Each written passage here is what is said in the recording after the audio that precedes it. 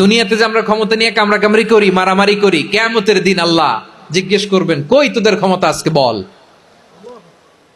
কিয়ামতের সময় সব মানুষগুলো যখন ইন্তেকাল করবে, সব জিনেরা যখন ইন্তেকাল করবে, সব ফেরেশতারা যখন ইন্তেকাল করবে, বাকি থাকবে মালাকুল মাউত।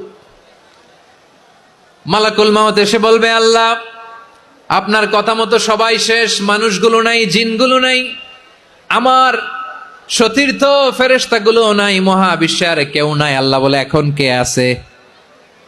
মালাকুল মাউত বলবে, আল্লাহ তুমি আছো আর আমি। তুমি তো আল হাইয়্যু আল কাইয়্যুম, অবিনশ্বর, শাশ্বত, চিরঞ্জীব, কোনদিন মরবা না, তুমি আছো আর তোমার গোলাম আমি আছি আজরাইল।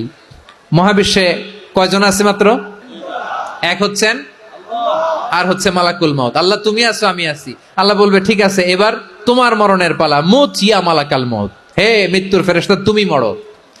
মালাকুল মাউত আল্লাহর আদেশ বাস্তবায়ন করতে যে বিকট একটা চিৎকার দিয়ে মৃত্যুবরণ করবে।